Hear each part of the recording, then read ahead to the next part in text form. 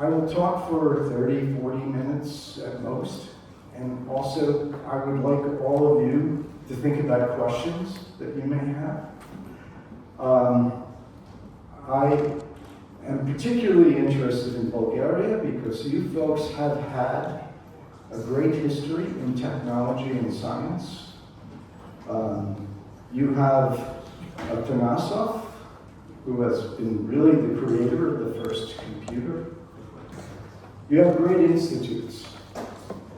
And you have the ability now in this new world, and we all do, to make a difference. And I have to say that what we've been seeing in the last 3 years with the AI developments have been beyond what I've ever conceived of to be true in this period of time. But I'm going to be telling you in the next part of the talk how I began with Siri. Siri was a great venture that we created out of Stanford Research Institute, sold to Apple, how that happened, but also tell you about what my plans were for the future and when they might have happened, and when I was right and when I was wrong. And I hope you all make sure that I also answer questions that you may have about, particularly about the future of AI, although everything is game. So, I also have to say, though, the timing is perfect for this. 3 days ago, Apple announced Siri AI is coming. And unlike the previous year, sorry? Okay. Siri reacted to what I was saying. I have to be careful with Siri around. You know, my son also works with Siri, full disclosure. He's the head of Siri's voice. So, but don't worry, he doesn't tell me a thing. 3 days ago, there was an announcement for Siri AI. And really, it's the integration of Siri with the current deep learning Google Gemini, and making it far more capable than it's ever been before. And I can talk to you about how that is going to be so much more capable. But first I want to tell you about the history of Siri. Well, you see this chart here? That was about 2005 that at SRI we were looking at Moore's Law. Raise your hand if you know Moore's Law. Okay. It was the power of computing was doubling about every 18 months. And with Moore's Law, something remarkable was starting to happen. If you look up on this chart, where the power of computing was relative to the year and the power, around the year 2010 or 2020, the processing power of the neurons in an animal's brain, that's all, nothing more than that, was getting to the same processing power as the human brain. And that was going to be around 2020. And that's what this chart, mapping Moore's Law, represented. Now that doesn't mean that computers would be capable like humans are. Quite the opposite, it was just power, just processing speed. But so much more could be done as a result of that exponential improvement. Now we're starting to see laws that make Moore's Law look ancient. The doubling power of AI, as we've seen it recently, or actually more than doubling, the power per year of increase appears to be around 5 to 10 times a year more powerful. It dwarfs what Moore's Law was. And so with that kind of power, I want to see from the audience, how many of you have been using, at least incidentally, AI from ChatGPT or Gemini or Claude? Raise your hands, please. Oh my God. What an audience. How many are using it heavily? Raise your hands. Oh my God. You don't need me here. So with all of that capability that's now happening, it's literally impossible to predict the future. Okay, I'm giving you predictions, but anything that people are telling you today, you can be virtually certain in the 2-3 years will be ancient and difficult to even understand what might happen. But let me first tell you how we started Siri. How many people are interested or seeing that? Okay. We started Siri because I was at Stanford Research Institute, and my job was to be a venture creator from the technologies that came from Stanford Research Institute. That was our purpose, and we conceived of a venture. By the way, we started about 70 ventures, so this was one of 70. We conceived of this venture because there was a great need, as demonstrated actually by DARPA. How many of you know DARPA, the Defense Advanced Research Projects Agency? So DARPA funds not ventures, but technology. And DARPA said, we think that there really ought to be, for the first time, an ability for a system, a computer, to recognize people's speech. We had done that with Nuance, the previous speech recognition company, but also recognize more, the intent of a person's need. And this picture was actually a TV program. Raider O'Reilly was a fellow in the TV program that always knew what the colonel wanted before the colonel knew what the colonel wanted. And so Raider O'Reilly predicted a need and served that need before the person ever knew it. And DARPA said, can you do that too? Can you create a technology to do that? And that was an inspiration. They actually funded $200 million to SRI as a lead and to the teams to do that.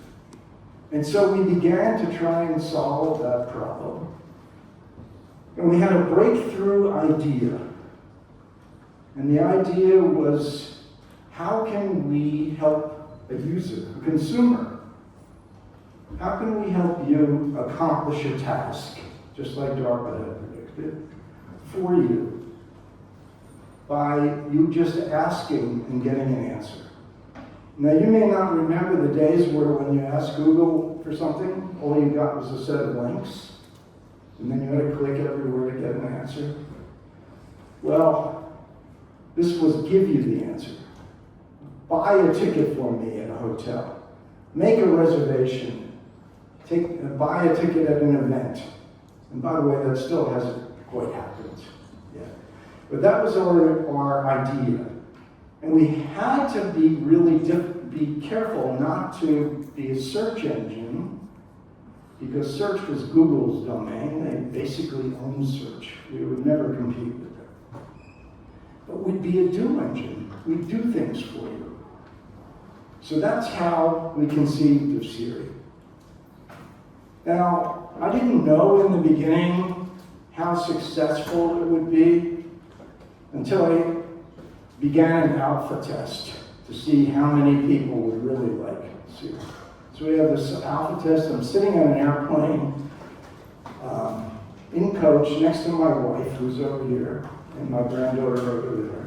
Next to my wife, I'm sitting in coach, and the guy next to me is saying, oh my God, I'm going to be late. Our flight is late. I've got to rush. I don't know what to do. I don't know if I can make the next flight, just as we're landing. So I got on and asked Siri, what time will the next flight take off? Siri comes back, gives the time.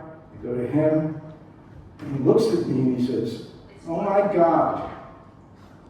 Oh my God, I have one question for you. And I said, what's it? He said, why are you not in first class? Why are you not doing that? So, 2010 comes along, 2 years after we began and launched the venture. We made it, the venture again spun out of SRI. I was on the board, helped create it. But the CEO gets a phone call at that point, and the phone call on his mobile phone, and he says, hello, and the person says, hi, it's Steve, and he says, Steve who? And he says, Steve Jobs. He says, right, and hangs up. And then he gets a call again, and he says, no, really, this is Steve Jobs. And so Steve Jobs then said, come on over to our house, I'd like to talk. He calls the board, the CEO calls the board to Doc Gitlis calls the board, which I'm on. He said, what do I do? And we said, go to his house, but don't talk money. But they ended up talking money. And by 2 weeks later, after about 20, 30 phone calls from Steve Jobs, and there's a financial offer that everybody is happy with. And so it's sold to Apple. The board actually didn't want, including myself, to sell at that time. But Steve Jobs really made a compelling offer and a compelling story. But I want to ask all of you, if you would have sold, raise your hand. If you would not have sold, raise your hand. Okay, I got one peer out there that's similar to me.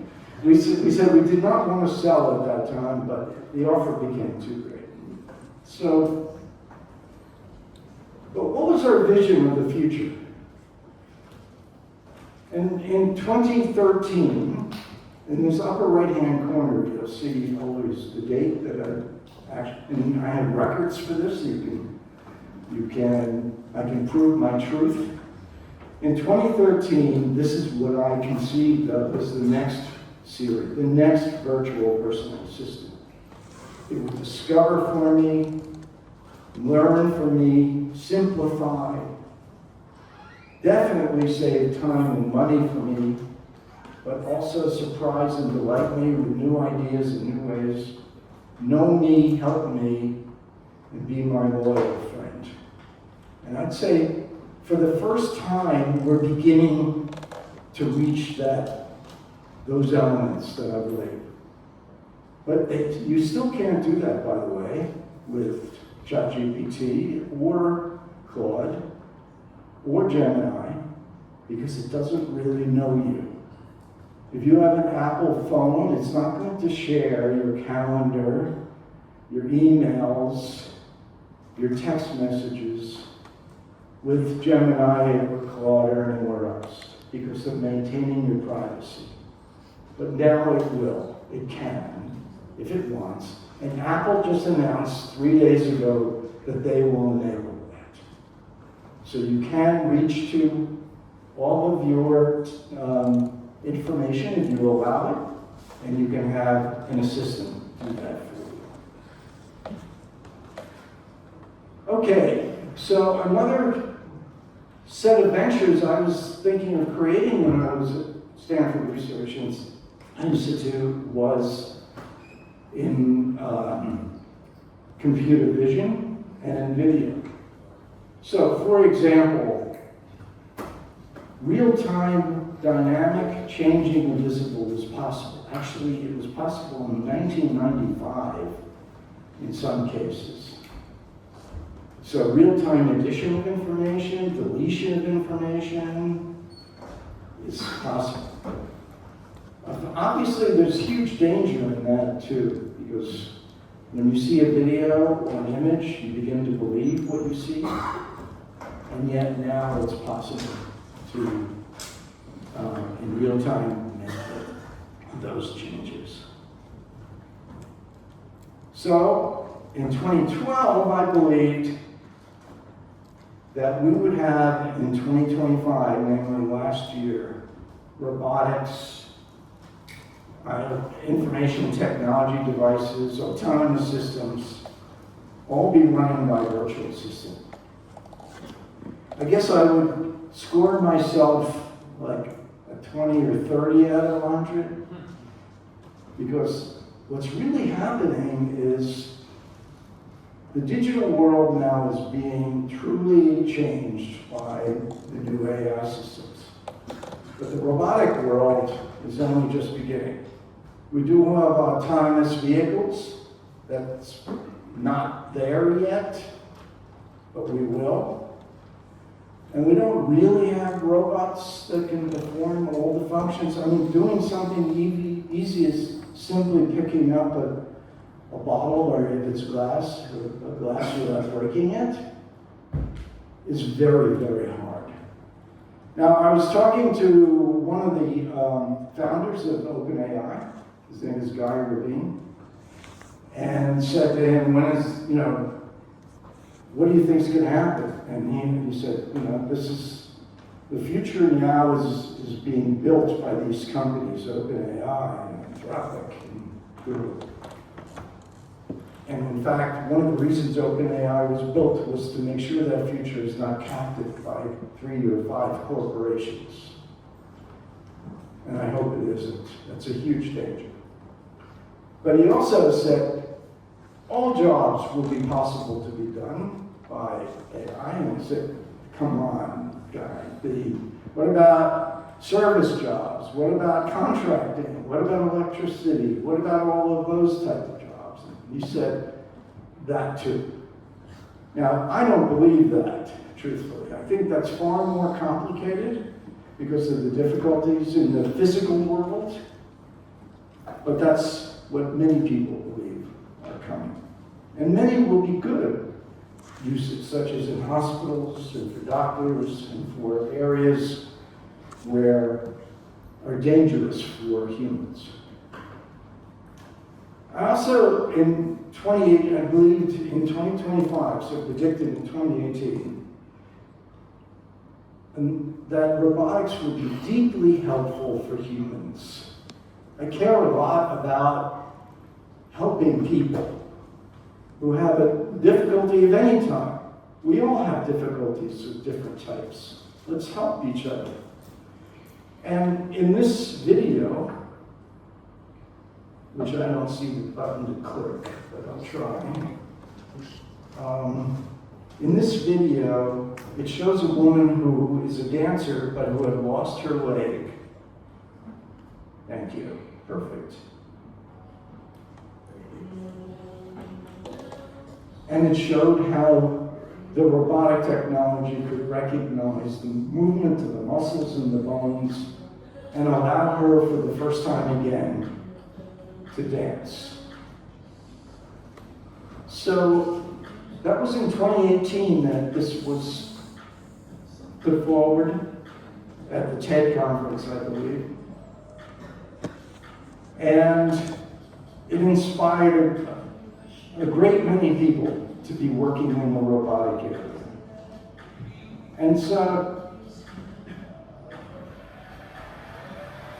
yeah. So that's the future. There's no doubt in my mind that future is going to be here for robotics as well, but it's harder.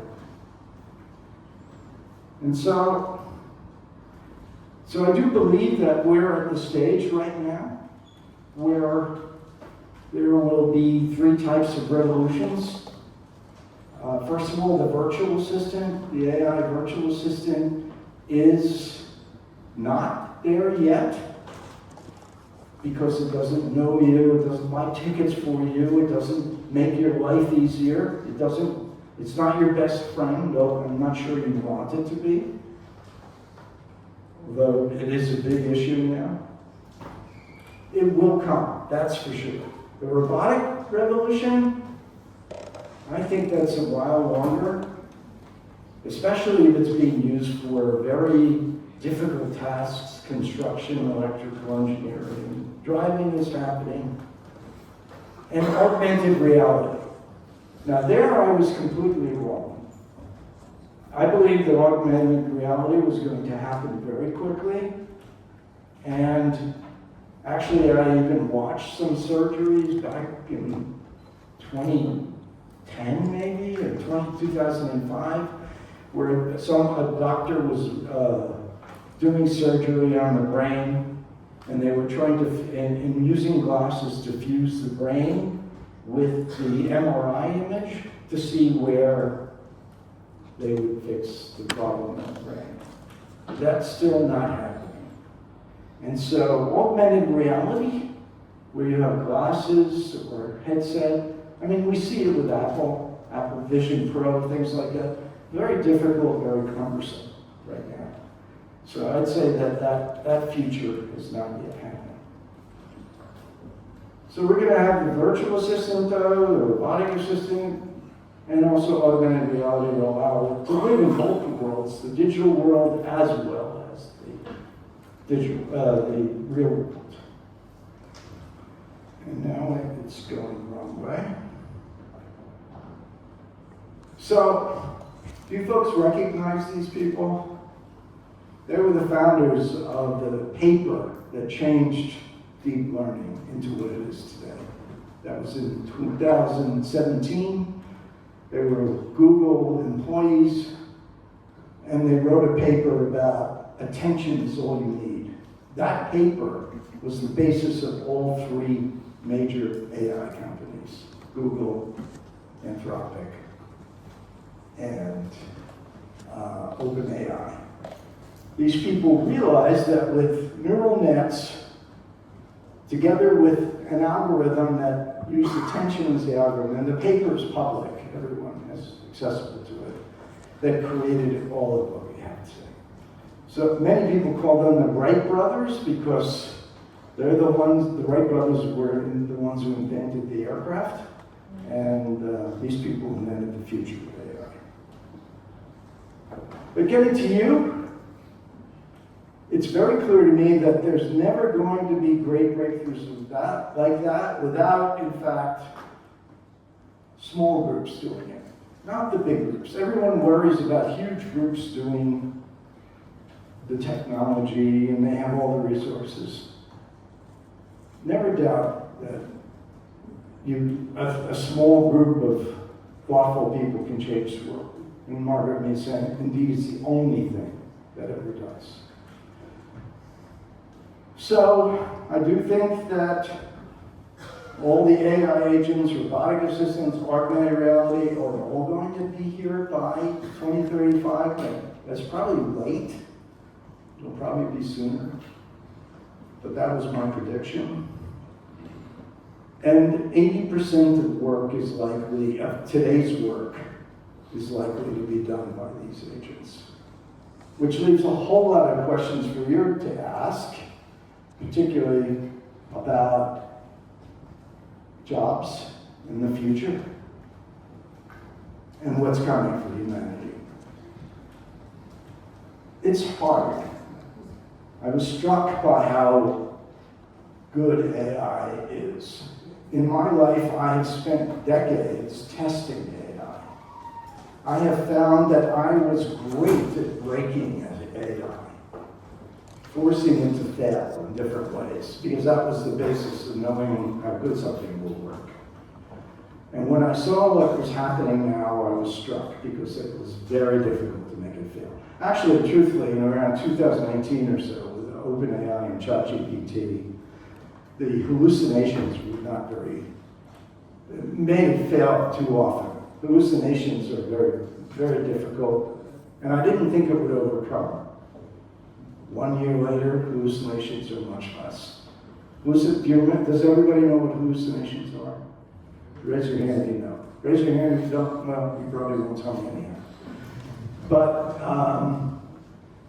that's when they get it wrong, but they make things up. And the trouble with the AI systems is if you say, oh, how did you know that? They can make up the reference too. So you really need to know that hallucinations may be possible. But my feeling, my hope for humanity, and my hope for mankind comes from Doug Engelbart, who worked at SRI, at Stanford Research Institute. And when he was there, invented the mouse, for example. People think it was Xerox PARC. It was actually invented at SRI. He gave the mother of all demos. If anybody hasn't seen what the mother of all demos are, it was a demo of the first email communication, the first hypertext, the first use of the mouse, all of that. An incredible demo. And his whole thesis, and you should read it if you haven't, Doug Engelbart's thesis was You can use computer technology to make tools that help the person, that help the mind, that help your mind. So it's a power tool for the human.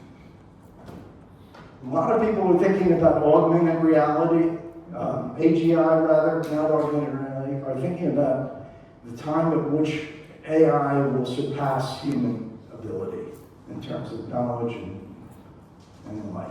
In fact, as of yesterday, I think, Andreessen Horowitz said, Mark Andreessen said that we passed AGI now, where it's actually reached that level. I don't know. But what I do know is that we have a choice in humanity to either make this AI our power tool to make us super capable or to replace us. That's our choice. And Doug Engelbart believes that. Yuval Harari writes about in his book, he's a wonderful author, about how, in fact, people are going to be replaced and how that will happen. What I've noticed in all my use of AI is that humans have a distinct ability. I have to say, I keep trying to prove that distinctness, and I'm having trouble. But we have courage, we have knowledge of truth, moral judgments, empathy. We have humanity. And I think that differentiates us. Now, when I say I'm having trouble, it's because I keep testing this like a mathematician. Okay, so the other day I thought, okay, I'm a mathematician, I can do math, I'll bet you, and I can get my PhD. Could an AI system get a PhD in math at the University of Chicago? I was thinking. And I decided, okay, what about a PhD in physics? So that I didn't have one asking math for me. And I said, come up with a new physical law that no one's ever heard of before, and describe the physical law with a mathematical equation, and tell me why it might work. And it did. It came up with a physical law that was based on whether two things were alike or not. And then the closer they were, the more attracted they would be, and so on. I don't want to go into it, but okay, you can be creative. Okay, Claude, I get it. You can be creative. But what can't you do? And we have to start discovering that and working with that rather than doing that. So I'll give you another example that worries me a lot. This is the power tool I'm talking about. Doug Engelbart talking about the power tool for humanity. Steve Jobs called it the bicycle. It's the bicycle for the brain. A person walking can't go fast, but a person bicycling can. Well, the bicycle for the brain is what Steve Jobs said. And by the way, for no fault of my own, when I was given an office to do the ventures at SRI, they gave me Doug Engelbart's office. So that's where I did most of my creative work. So, what is my greatest fear? And I'll tell you why. It's not that AI is going to think. It's that we're going to stop thinking. So, for example, I have a friend who's a PhD in physics, great institute, great university, and he said, I don't think we should give degrees anymore in physics. Most of what I know and what needs to be known could be done by AI systems. So what happens then? We start teaching people how to do physics? What happens if you stop you say, I don't need people to learn how to do any subject? What do they study? How do they live? What do they work? So I think that is our greatest danger, is that we stop thinking, and that will cause all of humanity to have a real problem that I think we should never come to. So thank you so much, and I think I want to take questions. We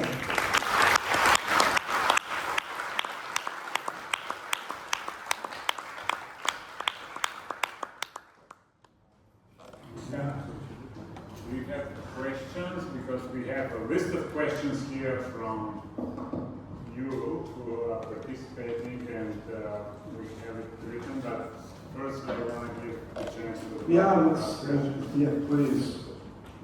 Hi, thank you for this lecture. So, my question is, if you believe that 80% of jobs will be performed by AI assistants by 2050, do you believe that there'll be some universal basic income for people, or that other new jobs will appear for those 80% of the population? Very good question. And by the way, anything I tell you is almost likely to be wrong, so given the rate of change. But my feeling is current jobs, 80% of what's currently being done will be going away. Okay? But that's a little bit like the revolution that happened after farming was done with horse and buggy, and people created new ways to farm. I think that there is a huge need for people to learn how to manage AI and to learn its limitations. So as a result, I think there will be new jobs, many new jobs. But will there be enough jobs? I worry. I deeply worry about that, because if there isn't, we could have two different worlds. One world where the government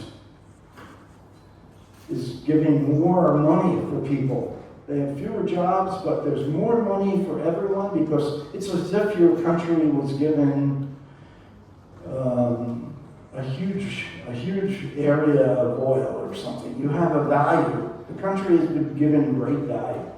Will they share it, or will they not, and leave it with creating oligarchs? I don't think that will go well with the people in the world, and I think that would cause terrible revolutions. And so it is a real challenge to the governments of the world to manage this in a way that everyone gets the benefit. But it's going to be, I can't predict how that challenge is going to go. Yeah? Thank you for your lecture as well. Yeah. So I want to ask about your prediction of the role of voice in future technology, because it's a growing niche in tech.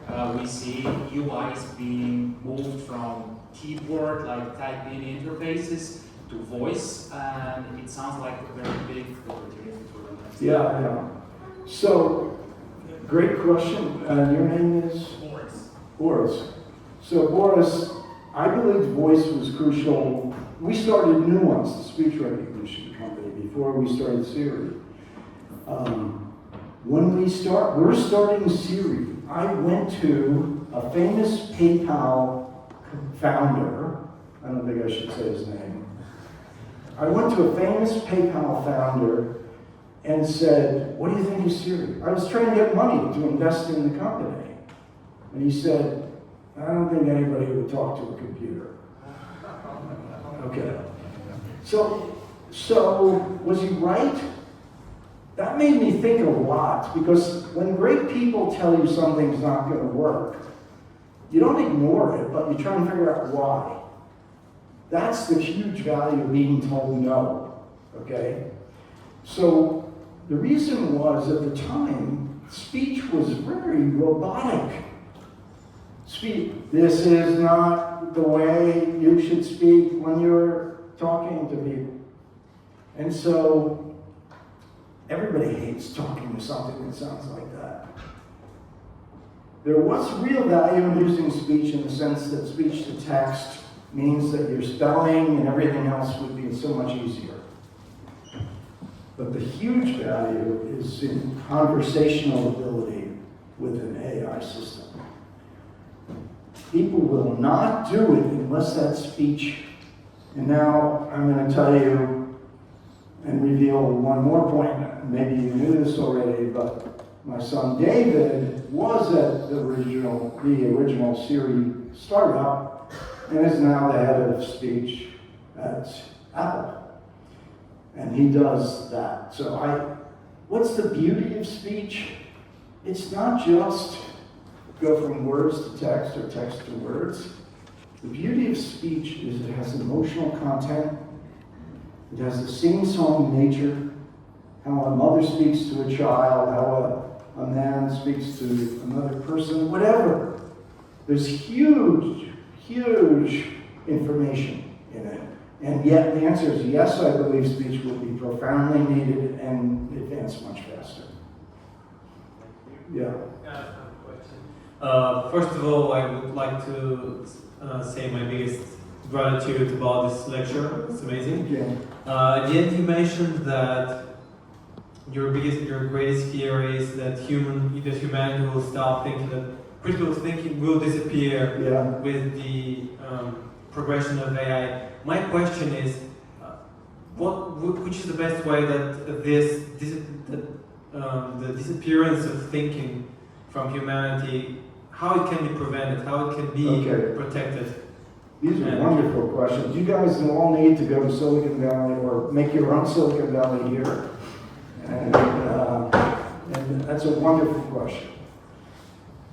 So, I'm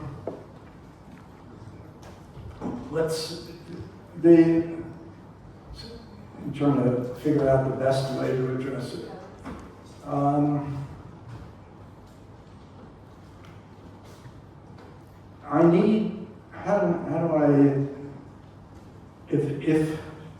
Can you restate the key issue that you wanted to be?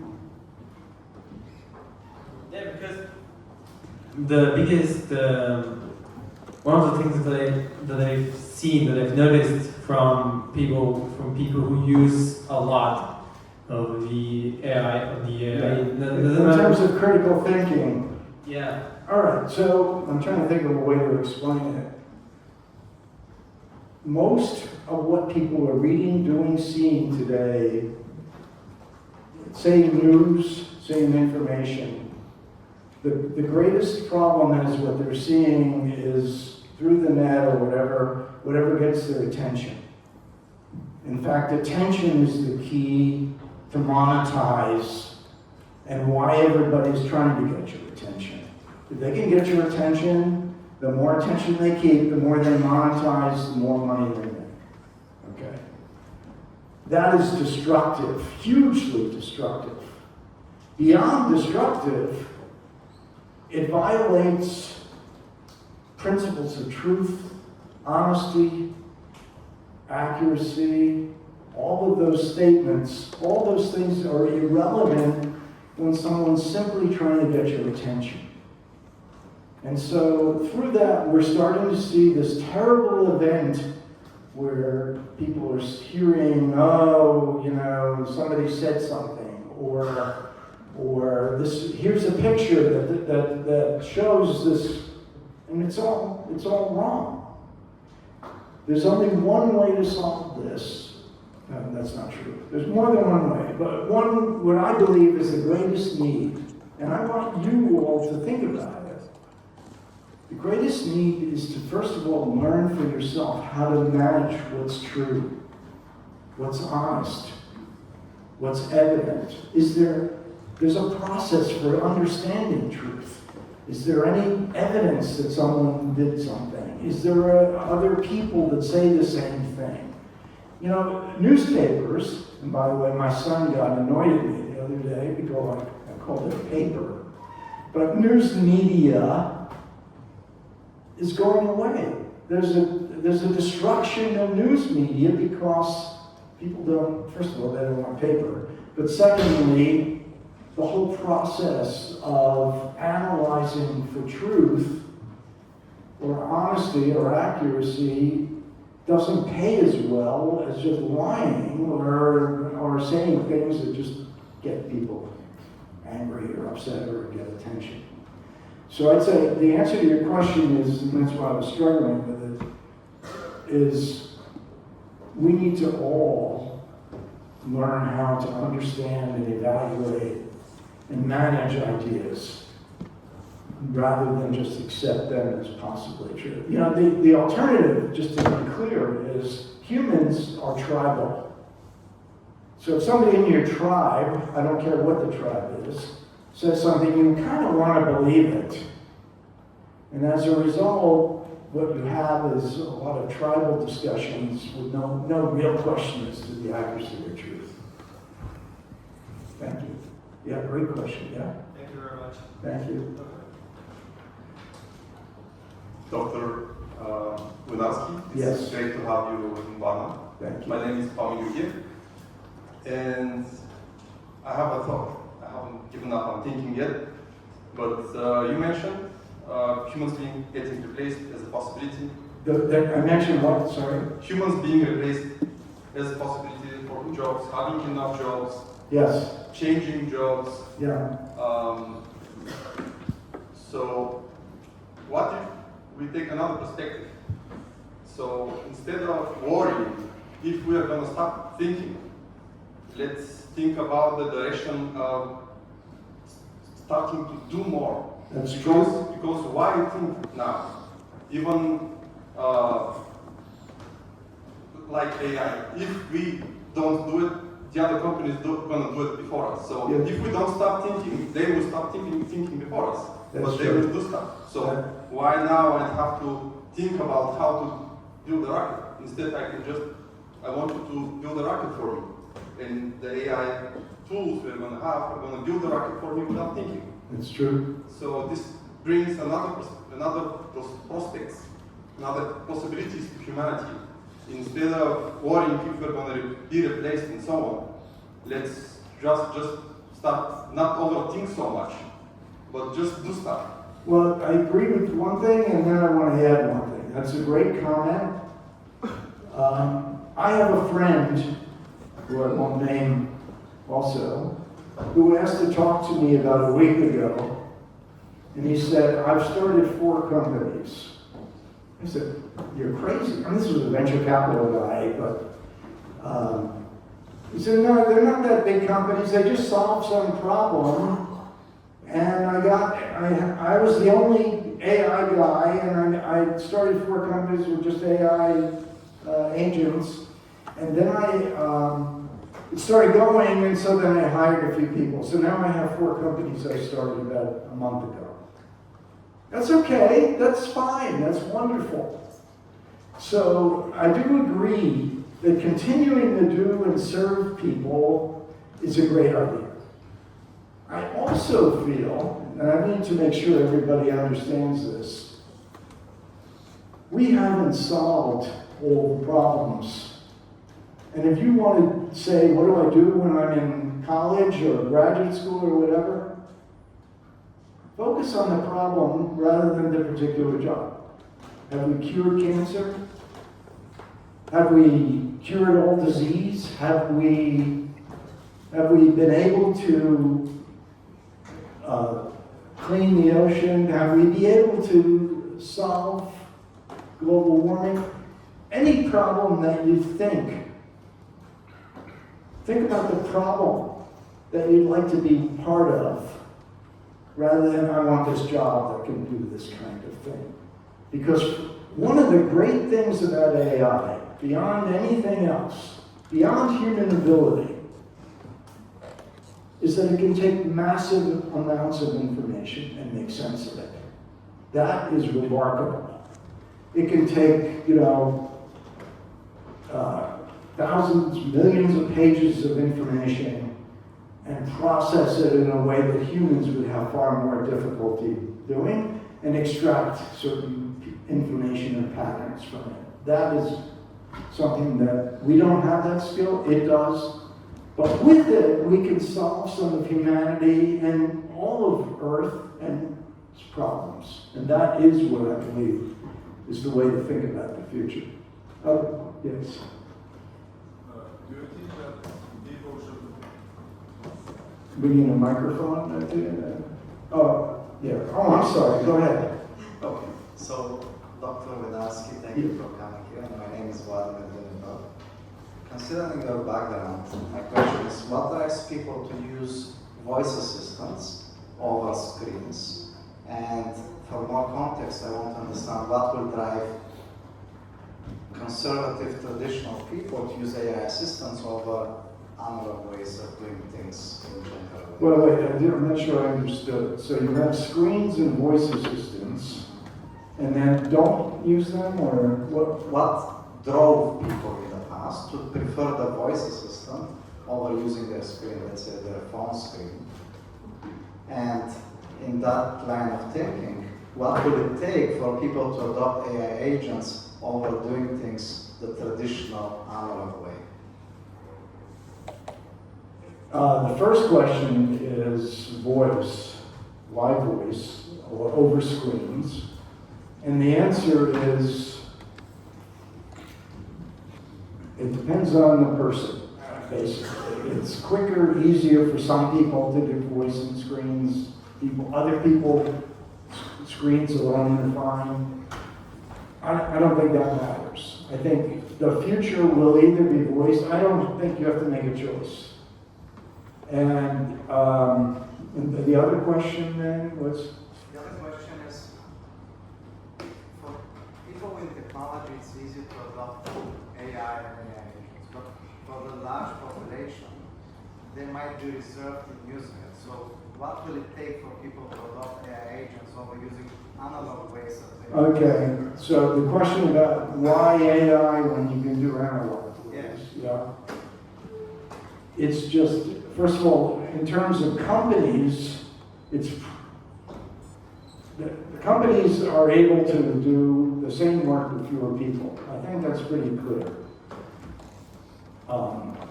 So they're saving money. That's why they do it. When it's digital versus analog, it matters a lot what the problem is. You know, if it's analog, building a building with a contractor or something like that, then it's going to be a while before agents equal the cost of time and the ability to do that. It'll happen. I guess let me say it a different way. Robots will be built soon. People are claiming it very soon. Will robots replace people? Is a function of how much that robot will cost compared to how much that person costs to do the same job. And will it or will not change? I don't know. Are we almost done, or what's the schedule? Yeah? Who else has a question? Hello, thank you. Where are you? Here. Okay. Do you think that people should invest in AI companies, and if yes, which ones? The new ones or the already big ones?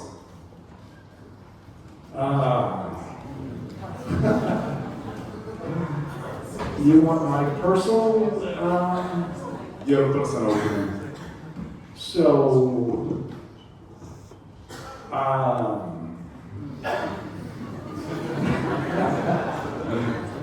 I'll start with NVIDIA. That is a chip company for which all AI, not all, but much AI is being done. It became $1 trillion and $2 trillion and more dollar company almost immediately. So for you to make money on that means that it's got to go much more. Probably will. There'll be more competitors coming in, so I'm cautious about that. I did invest in NVIDIA when it was 1/3, 1/4 of what it is. OpenAI is going public. So is Anthropic. Well, is there Anthropic? Or I think it is listed now. Yeah. Not yet? Yeah.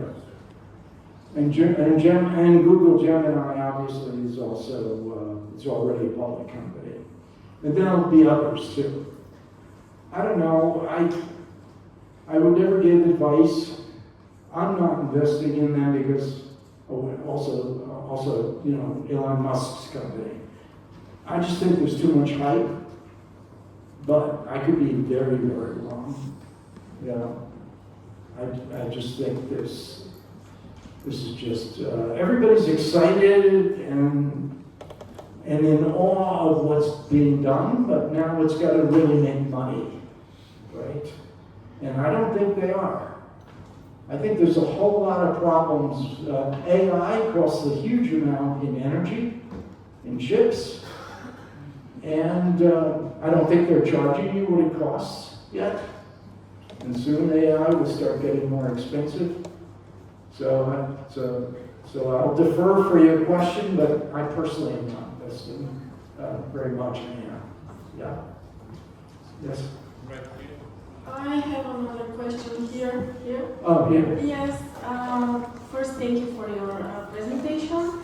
I would like to ask you about the skills that the students of the future need to learn, and also the people, because what skills do you think are going to be more valuable in the AI-driven world that we're going to live in? And second question is, how do you think the educational system need to change to actually make those people valuable in this new world? So, great question. And anything I say, by the way, will be outdated in a year or two, as you know, from the rate at which AI is growing. Industries are going to be wiped out in some cases. Not altogether, but partially, like software is a good example. On the other hand, the ability to manage AI will become far more valuable. You know, so to be able to function as one person, like 10 might have functioned before. Okay, that's going. So one part of what you need to learn is how do you say that?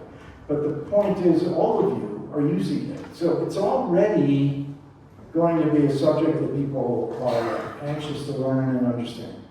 Secondly, as I said to the question earlier, understanding how to reason and to understand whether something is true, or to understand the ability to determine a process for understanding something, that's like math reasoning, or scientific reasoning, or more generally logical reasoning. You really ought to do that. I mean, I told my 3 children long ago, that I wanted them in college to each of them at least take one logic course. Because that kind of capability of reasoning is essential. Also, managing AI, also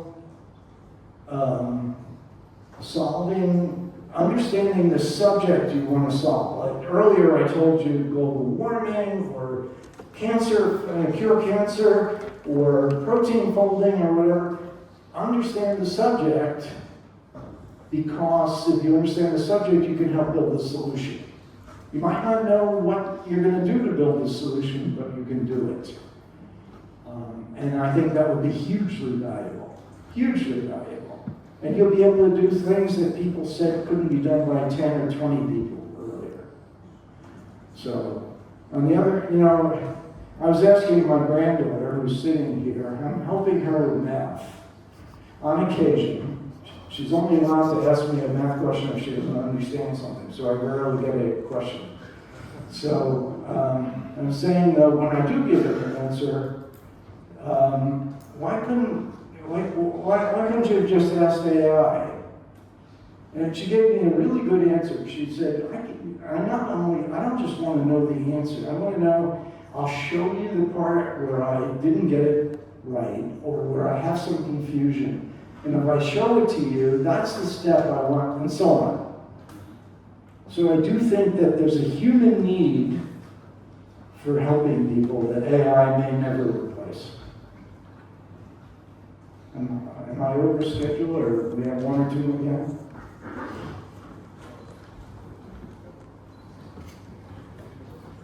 First of all, great lecture, and I was just wondering, at the WWDC on June 8th, Apple revealed the new. That's right. Yeah, the new model for Siri. Yes. And I was just wondering, because this new version of Siri is not going to be available in the European Union. Do you have any information on if these functions are going to be available in the European Union? So I did hear that it's not yet in the EU, and I don't know when, and Apple doesn't reveal these things to me. But I can tell you one thing, that I'm proud of what was done, hugely proud.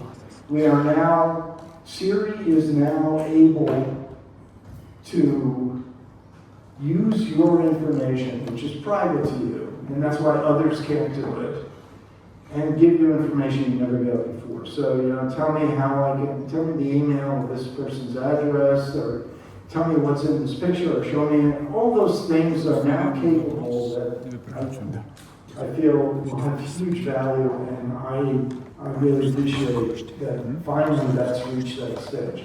I have to tell you that when Apple was first launched Siri, which was 1 year after they bought my company, the Siri company, Apple bought it. They spent a year fixing it up. And I sent a note to Steve Jobs. And I said, so proud you have my baby. You've done great things in the past. I'm really excited. If there's anything I can do to help you, I would like to help you. I sent that to him. He sent me back 4 words. We will not disappoint you. That's it. That's what he said. He died a few days later. So the answer is they haven't disappointed me. This is great.